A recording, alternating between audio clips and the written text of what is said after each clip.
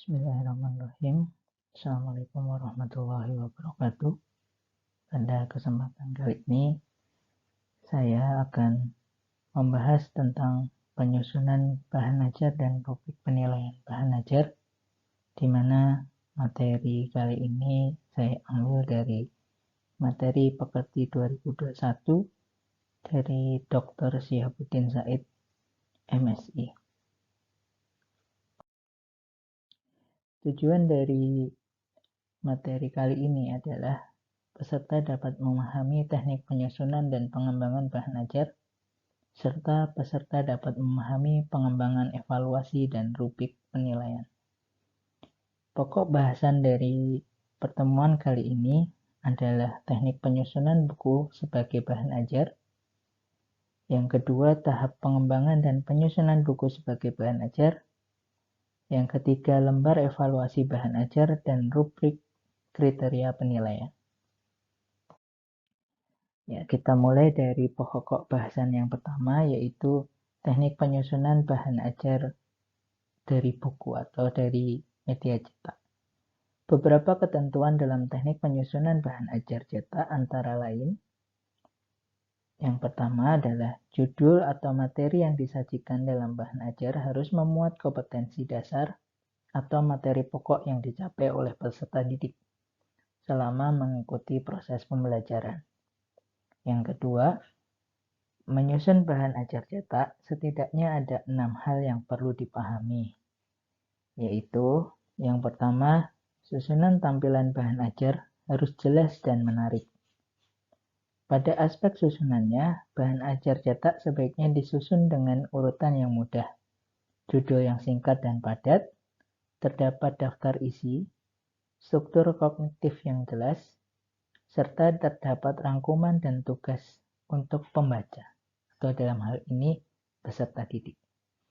Yang kedua, bahasa yang mudah. Yang ketiga, mampu menguji pemahaman. Yang keempat, adanya stimulan seperti menarik untuk dilihat, serta tulisan yang ada pada bahan ajar cetak mendorong pembaca untuk berpikir dan menguji stimulan dari pembaca. Yang kelima, nyaman untuk dibaca dan disajikan secara terstruktur. Yang keenam, materi instruksional atau menyangkut pemilihan teks, bahan kajian, dan lembar kerja atau worksheet. Nah, untuk pengembangan bahan ajar, ini perlu dilakukan untuk membangun situasi pembelajaran yang dinamis dan tercapainya tujuan pembelajaran.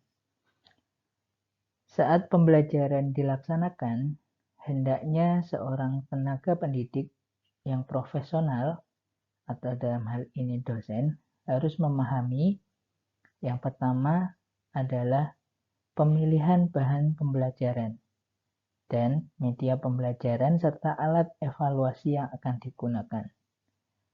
Yang kedua adalah pengelolaan kelas. Yang ketiga adalah interaksi pembelajaran. Dan yang terakhir adalah karakteristik isi pesan pembelajaran yang akan disampaikan, agar tidak salah dalam memilih strategi pembelajarannya. Nah, tujuan dari pengembangan bahan ajar adalah yang pertama, menyediakan bahan ajar yang sesuai dengan tuntunan kurikulum. Yang kedua, menyediakan bahan ajar dengan mempertimbangkan kebutuhan peserta didik. Yang ketiga, membantu peserta didik memperoleh alternatif bahan ajar selain dari buku teks. Dalam hal ini buku referensi. Apabila dalam hal ini buku referensi sulit untuk diperoleh. Yang keempat adalah memudahkan dalam melaksanakan pembelajaran. Karena buku yang dikembangkan sesuai dengan kurikulum atau sesuai dengan rencana pembelajaran semester yang akan digunakan. Nah, sebaiknya dalam pengembangan buku ajar, bahan ajar yang didesain itu harus lengkap, memuat isi dan ilustrasi yang menarik. di mana di sini akan menstimulasi peserta didik untuk memanfaatkan bahan ajar sebagai sumber belajar. Bahan ajar juga dapat berperan sebagai bahan belajar mandiri apabila bahan pembelajarannya didesain secara lengkap. Kemudian bahan ajar juga dilengkapi dengan tujuan pembelajaran atau kompetensi yang akan dicapai. Materi pembelajaran yang diuraikan dalam kegiatan belajar, ilustrasi media, prosedur pembelajaran, latihan yang harus dikerjakan dilengkapi dengan rambu jawab, atau dalam hal ini kunci jawaban.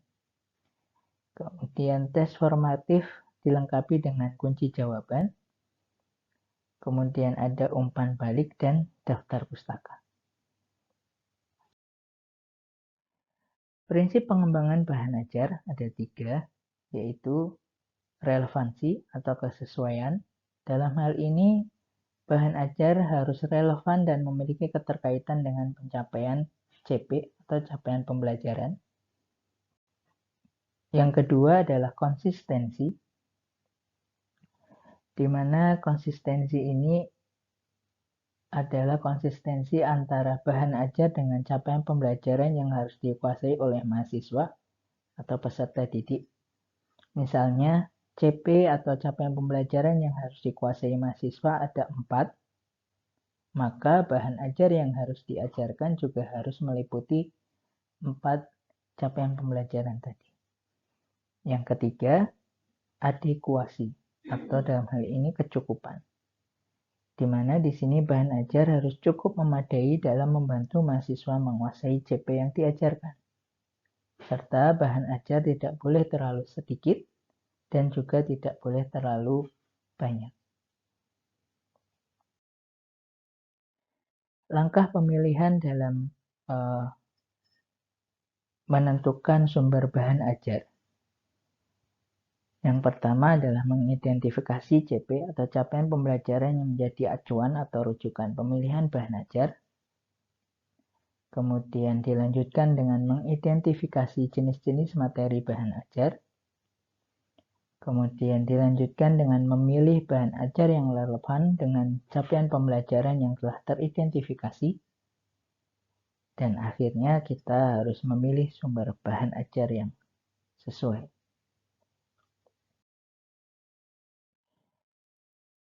Cakupan isi dari bahan ajar meliputi 3 hal. Yang pertama adalah pengetahuan, yang kedua keterampilan, dan yang ketiga adalah nilai atau sikap. Pengetahuan di sini memuat fakta atau mudah dilihat menyebutkan nama, jumlah, dan bagian-bagiannya. Kemudian konsep atau definisi, identifikasi, klasifikasi, dan ciri-ciri khusus. Kemudian ada prinsip, penerapan dalil, hukum, rumus, peraturan. Kemudian ada prosedur atau langkah-langkah mengerjakan sesuatu secara urut. Untuk cakupan isi bahan ajar dalam hal ini keterampilan, di sini menunjang kemampuan mengembangkan ide, memilih dan menggunakan bahan, serta menggunakan peralatan dan teknik kerja. Untuk aspek nilai atau sikap, di sini adalah nilai kebersamaan, nilai kejujuran, nilai kasih sayang, tolong-menolong, semangat dan minat belajar, semangat bekerja, dan mau menerima pendapat dari orang lain. Ruang lingkup atau skup dari bahan ajar ada 2. Yang pertama adalah keluasan atau wide, di mana di sini menggambarkan berapa banyak materi atau isi yang dimasukkan ke dalam suatu bahan pembelajaran. Dan yang kedua adalah kedalaman atau deep. Di sini seberapa detail konsep-konsep yang harus dipelajari atau dikuasai oleh pembaca atau dalam hal ini mahasiswa.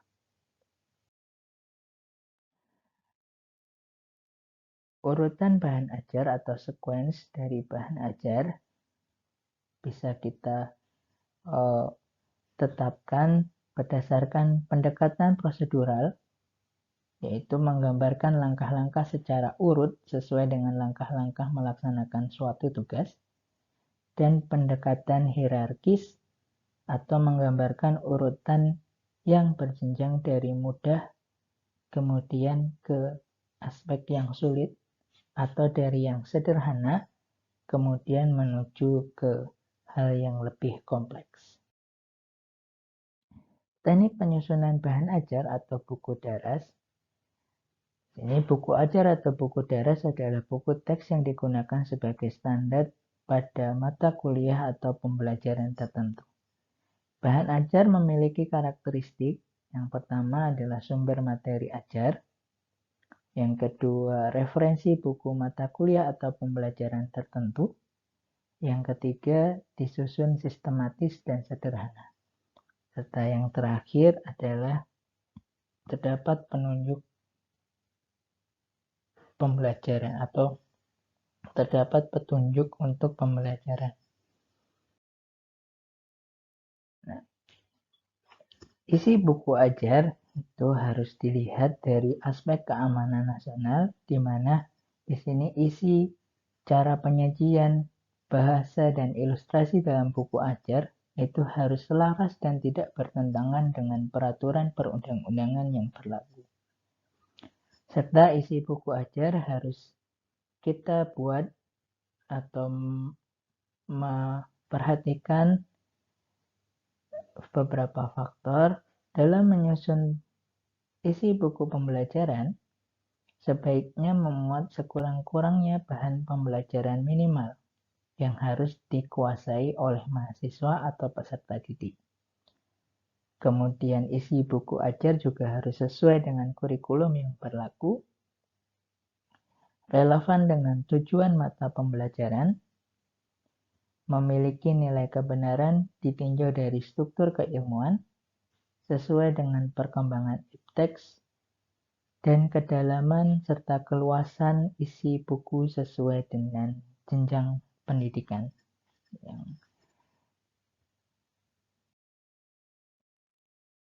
Cara penyajian bahan ajar dimulai dari urutan uraian atau sequence yang teratur, kemudian penahapan penyajiannya dimulai dari sederhana ke kompleks, mudah ke sukar atau sulit, kemudian saling memperkuat bahan kajian terkait, menarik minat dan perhatian mahasiswa atau peserta didik, menantang dan merancang mahasiswa atau peserta didik untuk mempelajari buku, pengorganisasian dan sistematika penulisan memperhatikan aspek kemampuan mahasiswa atau peserta didik. Bahasa yang digunakan dalam bahan ajar adalah menggunakan bahasa Indonesia baik dan benar.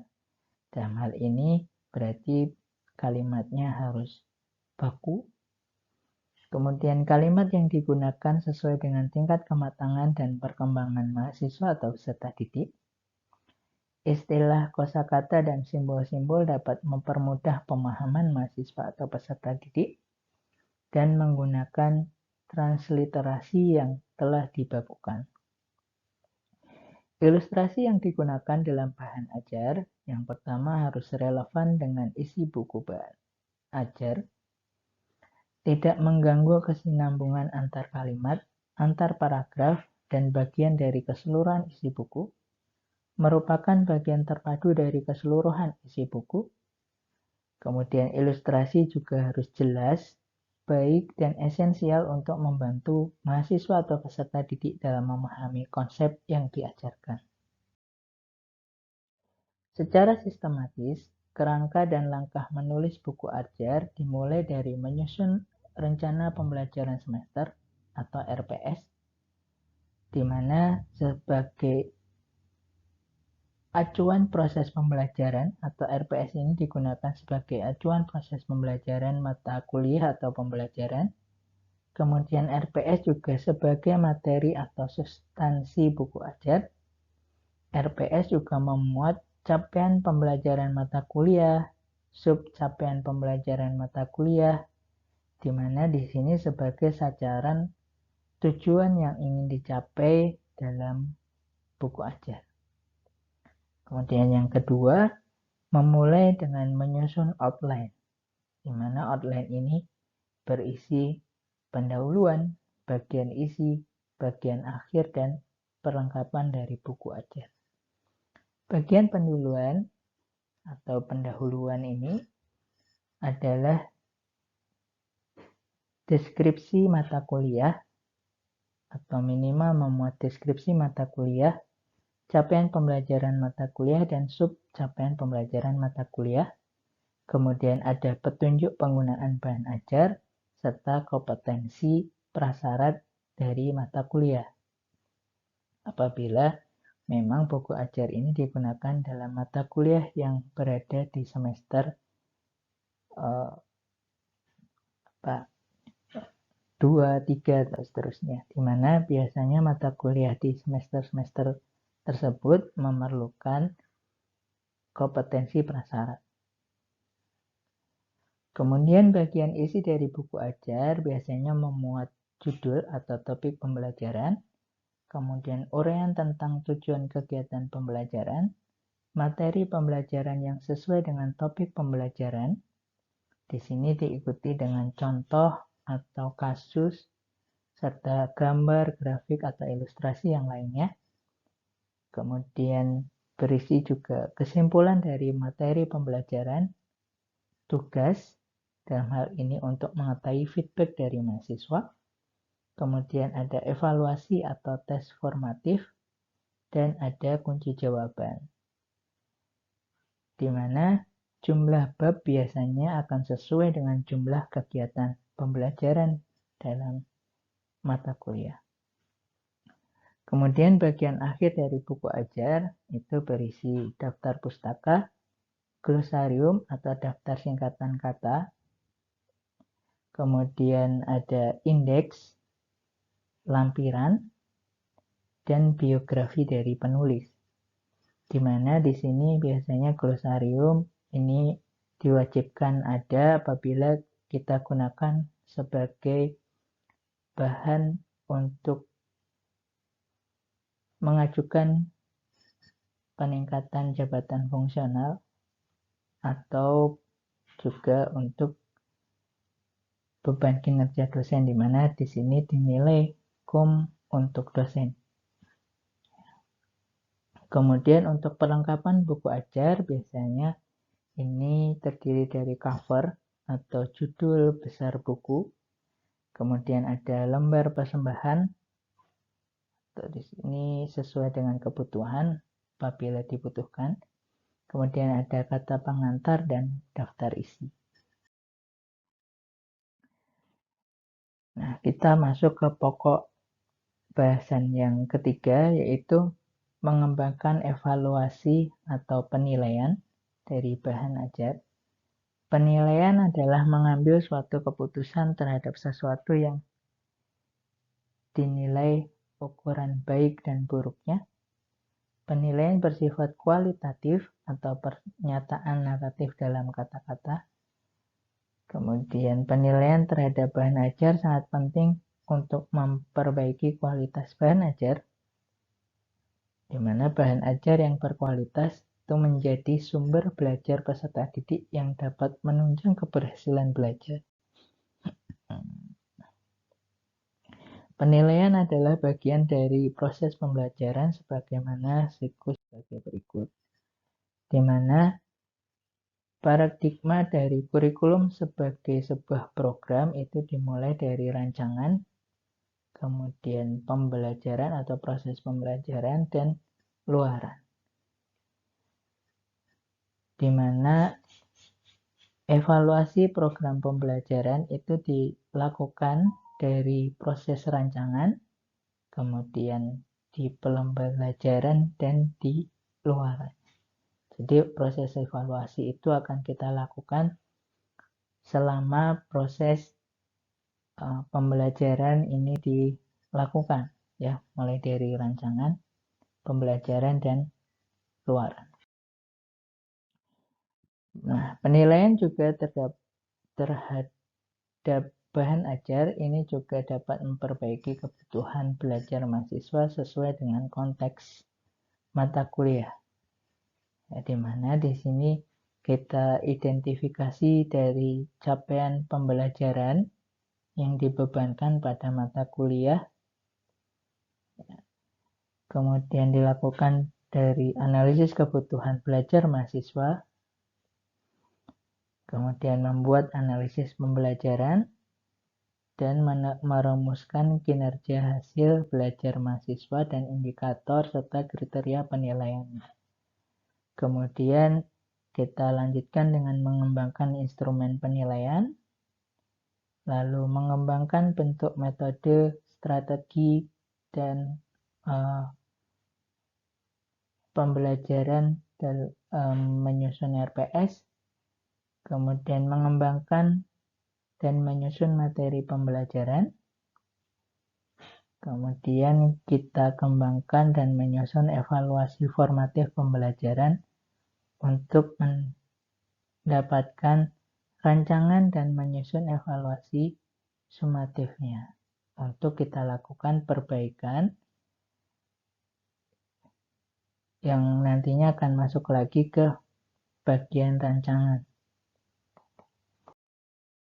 Nah, beberapa aspek penting yang dinilai dari bahan ajar adalah materi atau isi, kemudian penyajian materi, keterbacaan, teks atau wacana, dan gambar atau ilustrasi, serta kebahasaannya. Materi atau isi yaitu bahan pembelajaran yang disajikan dalam buku ajar dengan sub-aspek. Yang pertama, kesesuaian materi dengan silabus yang dikembangkan, memuat materi sesuai kompetensi dasar dan indikator, memuat latihan yang sesuai dengan indikator atau tujuan pembelajaran yang tertuang dalam silabus, membuat materi dengan fokus keterampilan berbahasa, memuat kegiatan pembelajaran yang berkaitan dengan kebutuhan dan atau karakteristik siswa. Kemudian yang kedua, seleksi dan organisasi materi sesuai dengan pemahaman pembelajar.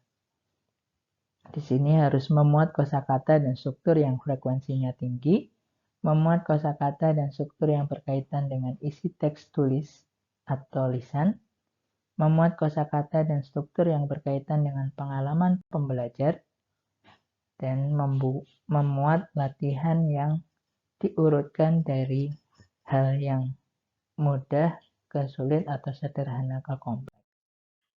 Kemudian dari aspek penyajian, di sini dijabarkan menjadi subaspek. Yang pertama adalah tujuan atau indikator penyajian pembelajaran dinyatakan secara jelas, yaitu menyebutkan tujuan atau indikator pembelajaran pada setiap unit, mengarahkan pembelajaran pada penguasaan keterampilan berbahasa, menyajikan butir ajar untuk mengembangkan keterampilan berbahasa yang sejalan dengan kompetensi dasar dan indikator, menyajikan butir ajar atau materi dengan urutan dari mudah ke sulit atau sederhana ke kompleks. Yang kedua, subaspek yang kedua adalah penyajian bahan ajar secara terintegrasi dan sesuai dengan karakteristik pembelajaran, di mana di sini menyajikan keterkaitan keterampilan berbahasa sekurang-kurangnya 2 keterampilan, menyajikan bahan ajar yang beranjak dari bahasa lisan pada kelas rendah dan berlanjut ke bahasa tulis pada kelas tinggi, kemudian menyajikan unsur bahasa yang dihubungkan dengan keterampilan berbahasa, kemudian menyajikan bahan ajar dari yang secara sistematik atau sesuai urutan. Kemudian subaspek yang ketiga adalah penyajian bahan ajar mendorong pembelajar secara aktif dan kreatif, di mana di sini menuntut aktivitas pembelajaran untuk mendengar, berbicara, membaca, dan menulis pada tingkatannya. Kemudian mendorong pembelajar untuk aktif berkomunikasi, mendorong pembelajar untuk kreatif berbahasa dengan menggunakan situasi konkret, dan mendorong pembelajar mencurahkan waktu lebih banyak dalam mengerjakan latihan. Untuk aspek keterbacaan, di sini yaitu tingkat kemudahan bahasa, dalam hal ini kosakata, kalimat, paragraf, dan wacana, bagi kelompok atau tingkatan peserta didik. Tingkat kemudahan bahasa ini dimulai dari kata atau kosakata, di mana di sini harus memuat kosakata yang konkret, memuat kosakata yang dekat dengan pengetahuan dan lingkungan pembelajar, memuat kosakata yang sering digunakan, memuat kosakata yang mudah dilafalkan. Kemudian yang kedua adalah kalimat, di mana di sini memuat kalimat sederhana yang lebih banyak, memuat kalimat deklaratif yang lebih banyak, memuat kalimat aktif yang lebih banyak, dan memuat kalimat afirmatif atau kalimat yang menyatakan pernyataan positif yang lebih banyak.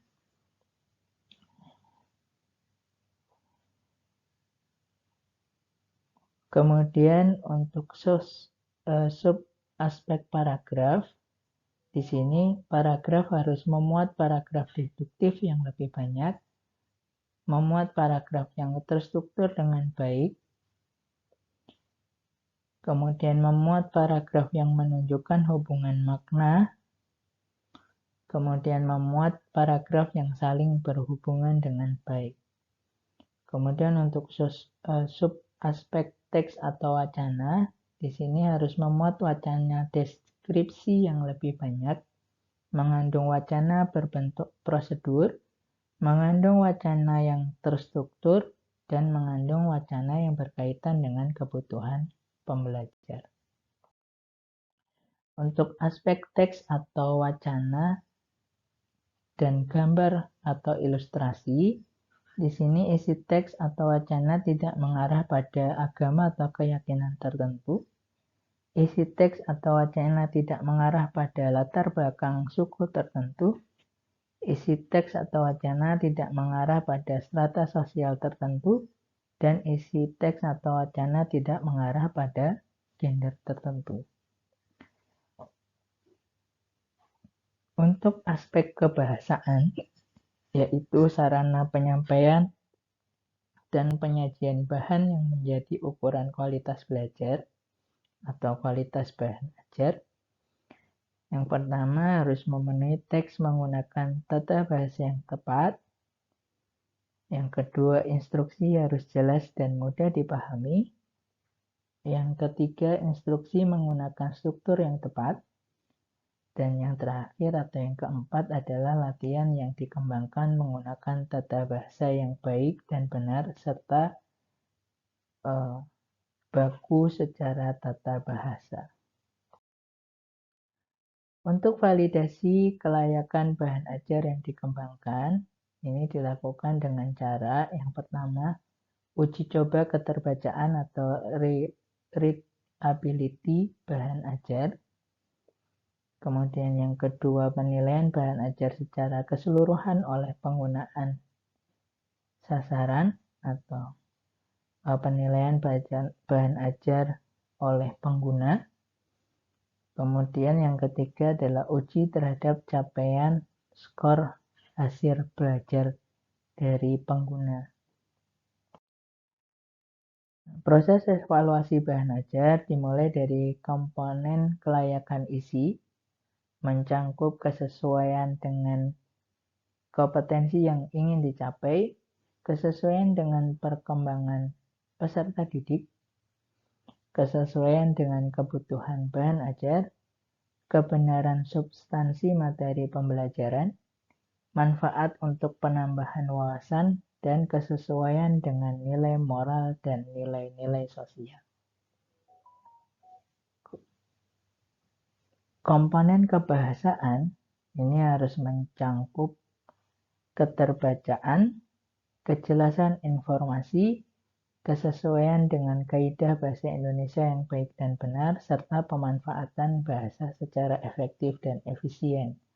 dalam hal ini yaitu bahasa yang jelas dan singkat. Untuk komponen penyajian, ini mencakup kejelasan tujuan atau indikator yang ingin dicapai, urutan penyajian, pemberian motivasi atau daya tarik untuk pembaca, interaksi atau pemberian stimulus dan respon dari pembaca, dan kelengkapan informasi. Untuk komponen kegrafikan atau ilustrasi ini mencakup penggunaan font atau jenis dan ukuran yang jelas, layout atau tata letak yang baik, ilustrasi gambar dan foto yang baik, serta desain tampilan yang menarik. Variabel dalam evaluasi, idealnya evaluasi dilakukan untuk semua aspek yang menyangkut kualitas bahan ajar cetak, baik itu materi, biaya, dan distribusi dari bahan ajar cetak. Ada kalanya tidak dapat dilakukan evaluasi yang lengkap karena alasan kebutuhan atau kendala lain, maka terdapat beragam format alat bantu dalam evaluasi. Setiap format evaluasi memiliki fokus utama yang disesuaikan dengan alasan dilakukannya evaluasi dan memperhatikan media bahan ajar yang dievaluasi. Nah, ini contoh lembar evaluasi penilaian bahan ajar, di mana di sini terdapat variabel dan indikator serta hasil evaluasi.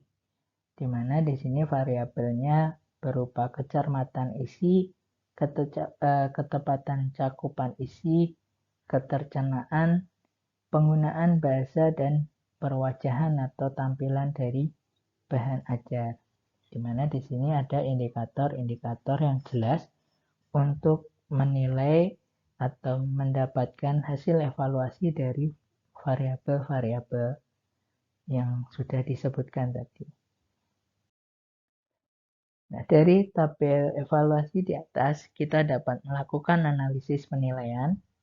Setelah melakukan penilaian terhadap bahan ajar, maka kita lakukan analisis terhadap berbagai aspek yang perlu diperhatikan dalam mengembangkan bahan ajar. Setelah itu baru dihasilkan sebuah keputusan atau kesimpulan terhadap bahan ajar. Apakah sudah sesuai dengan capaian tingkat kelayanan atau kelayakan, sesuai dengan tujuan dan ketepatan terhadap isi dan materi, serta apakah perlu dilakukan perbaikan atau tidak. Nah, ini adalah evaluasi untuk buku cetak, ya, contoh format untuk evaluasi buku cetak, di mana di sini indikatornya adalah tinggi, sedang, rendah, serta komentar dari nilai tinggi, sedang, atau rendah.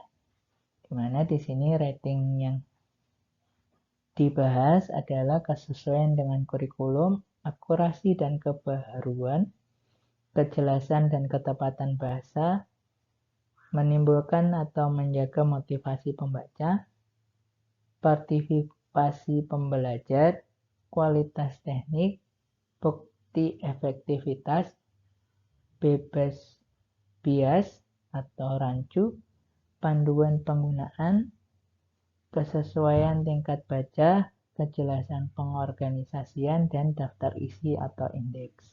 Dimana nanti di sini akan terlihat kekuatan, kelemahan, serta langkah yang direkomendasikan.